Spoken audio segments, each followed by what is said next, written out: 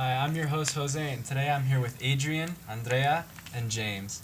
Today we've had the opportunity to be on GrassRoots, and today we're going to talk about the future, what we think of the current day, and our experience today, this morning, on the Ecoflight, and on Friday in the Roaring Fork Conservancy. Starting on Friday, we went over to the Roaring Fork Conservancy to talk about watershed and some of the effects of the fire. Do any of you have any input on how the fire impacted Basalt or even just up valley in Aspen?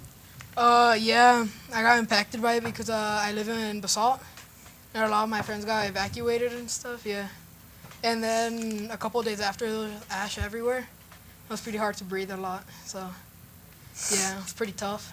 Yeah, it was pretty hard. Some of my family lives in Aljabal. That was like when they had to get evacuated and everything. It was like pretty hard because it was just like a really big mess, and like people had to just figure out what to do, and like if they wanted to take some stuff that they shouldn't be taking or like stuff, and it was just kind of like traumatic sometimes because it was like hard to think that your house would be burning down if it was like not burning down at all. The ashes got inside the water, and now we don't have, Basalt doesn't have that much money to filter out the water as much as clean as they did. So they're on a very limited water supply for fighting the fire. Speaking about water, we learned in the Roaring Fork Conservancy with that little diagram that she had on set. What did you guys learn about it? Did you learn anything interesting, or did you figure out something that you haven't before? Yeah, I learned that everything that gets thrown away, like a little piece of trash or oil from a motor, it all goes down to the watershed, like for us, the Roaring Fork River. And it's going to be pretty hard to do, like, fun stuff during the summer and, like, drink out of it. So, yeah, we got to clean up our mess. Yeah, I agree with him. We kind of did like the small project where like each group got designated a small area to like try to like stop like clean it up and stuff like that. And it was like just like the tiniest stuff can just mess up our ecosystem. So it was like pretty cool to see all that stuff. I learned that if we tried to put filters in the water or anything to like clean it while it's running through, if it's not a natural filtration system, then it'll just flood the river. So currently with the Christine Lake fire, what do you think we could do to prevent water pollution? I think we should put like filters at the riverbeds, you know? Take out all the trash, all the ash, the remains of trees and stuff, and just keep it there, then pick it all up and throw it away, but not in the river, just in the landfill where it goes.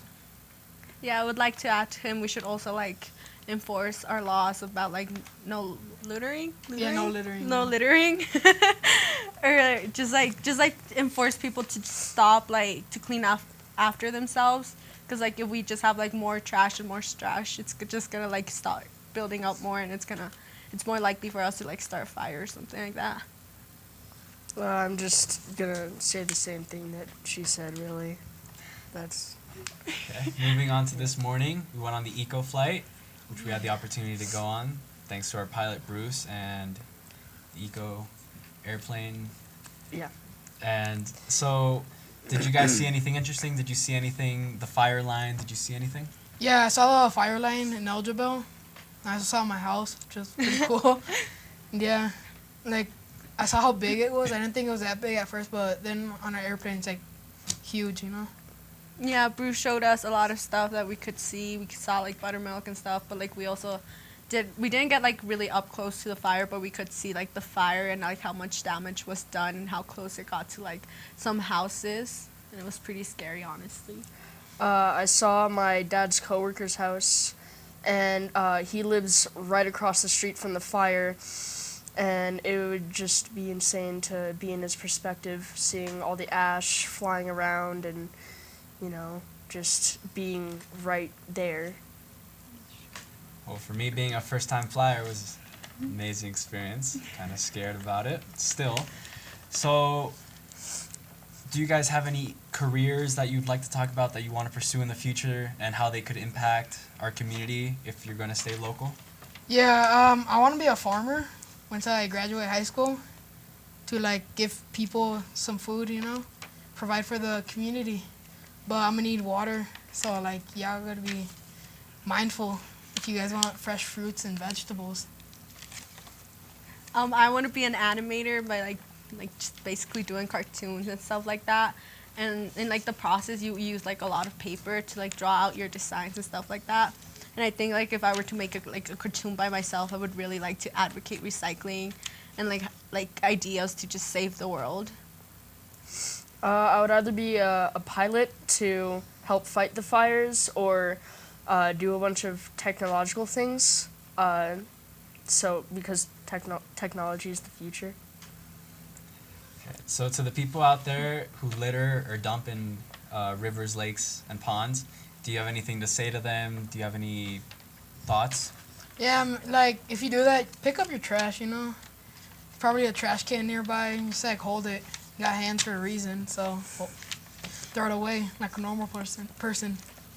Yeah, honestly, I would have to agree with him. It's kind of like disgusting that like somebody like is just like, I mean, it's just so nasty that you're not thinking about somebody else when you're loitering.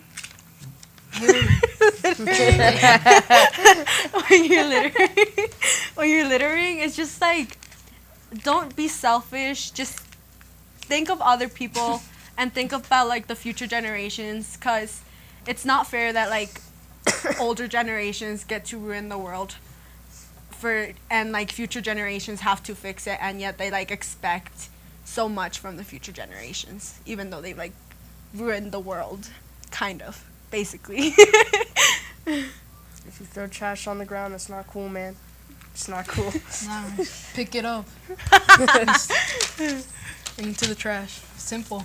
Well, I don't know about the three of you, but I enjoy going outside. I like to go swimming, biking, hiking, running.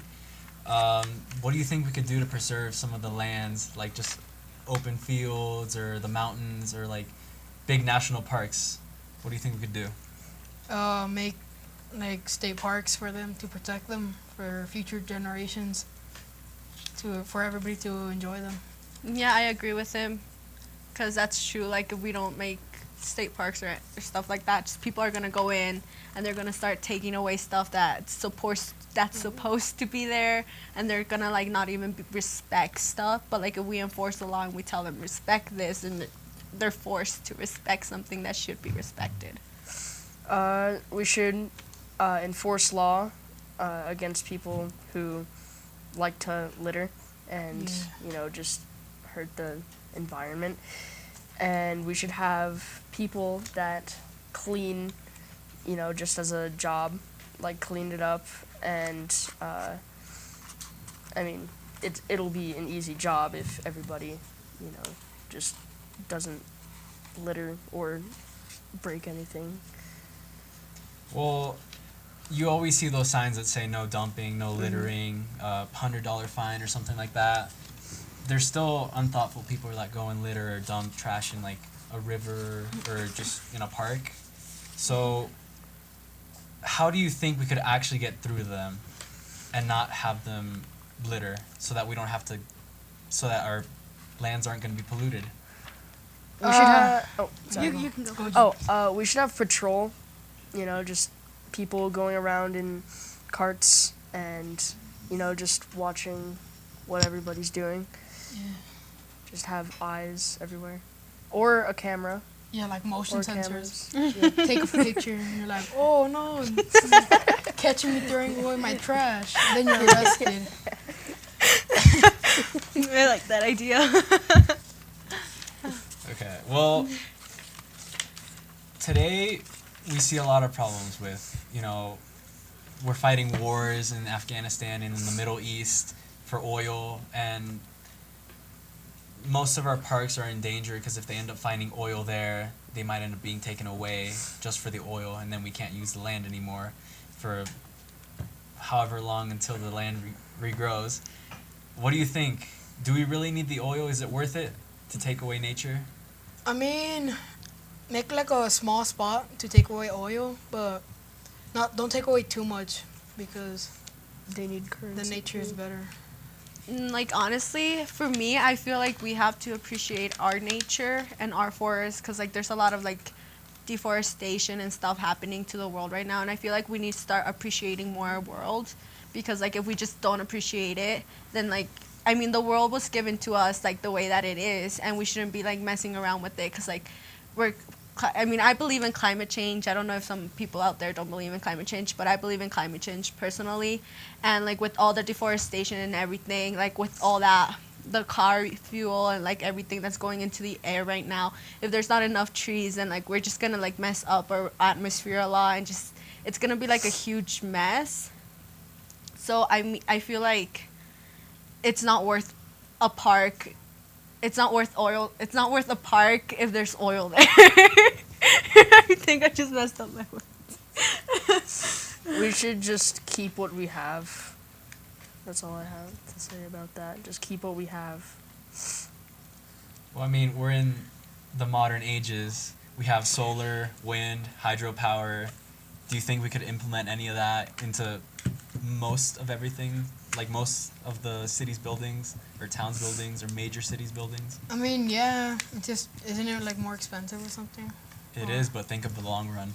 Yeah, then if I was a company, I'd make it cheaper, get more people to do it, start saving stuff, make solar panels for your house. Yeah, I would agree with him. I feel like we should implement more like solar panels and stuff like that. Because even though it's expensive, like for the the long run, it's gonna help our environment, and it's gonna benefit. It's going to benefit us personally as well. Just go solar power, yay. Yeah. Today we got told that as cities grow, we end up losing the land. For example, Boulder and Denver. Basically, no more land in between them. They just kind of merge together. Do you think that we should stop urbanizing? Should we keep it rural? Yeah, we gotta go back to living on farms. Join me. Yeah. I feel like I feel like we should kind of like stay the way that we are right now, like just kind of stop building stuff. If we want a new building, then we should find a place that's already been built on and not like cut down trees or stuff like that to build a new building unless it's like necessary. I'm just gonna go off what Darren's talking about. I just can't think of my own stuff apparently. Yeah. All right, well, continuing with this, we're a growing population. We grow exponentially. We don't know where our tipping point off is. So if we stop building what we are right now, more buildings, more houses, hospitals, schools, what would we do? We'd end up turning into we'd go more into poverty, if you understand. How do you think we could avoid that? Wait, could you Explain it, rephrase yeah. that? We're a growing population. And so if we stop making buildings, houses, workplaces, people would end up going into unemployment, people wouldn't have houses, the country would basically go into poverty. How could we avoid that? Don't have too many kids, you know? You just gotta like chill out, I guess. Don't have too many kids, and, yeah. And then we won't have that problem anymore, I think. Yeah, no, I honestly agree with that. I feel like we are growing way too quickly for our Earth right now, and I feel like we need to calm down and stop having that many kids, as Adrian is here, and until like we figure out like what to do, how to balance stuff with nature and humans, just like how to balance it out. And then, like, we can probably, like, start doing it again if we want. Maybe we should stop for now until we get notice that we're running out of houses, we need to build more. Yeah, it's about it. Well, one major concern is a lot of countries in Asia, some of them have a higher population that are older, and then not as many young people. What if that happens to us? We'd end up losing that majority of young people who strive for a job, who go to school, who get an education, and we'd end up replacing them with elderly people who can't do as much, who can't do hard labor. What would we do about that? I would say give them easier jobs, like in an office or something, you know? Yeah, for the younger generation. If all the older people are gonna die out, then you could have babies, but not too many, you know? Yeah, I think it's in China. Is it in China where you can only have a certain amount of kids? Yeah, you can only have one. Yeah. Well, like, what is that in China where people have where there's more elder? Well, I feel like that is happening in China because of that law that you're only allowed to have a certain amount of kids. But like right here, like I don't think this is happening in the U.S. But like if we were to enforce a law like that, then it would probably happen. So we should probably like kind of like stay clear from the laws. I don't know. I just have no comment on that. Yeah. Well, this has been us. I'm your host, Jose. This is Adrian, Andrea, and James. And thank you for watching. Shout out to John.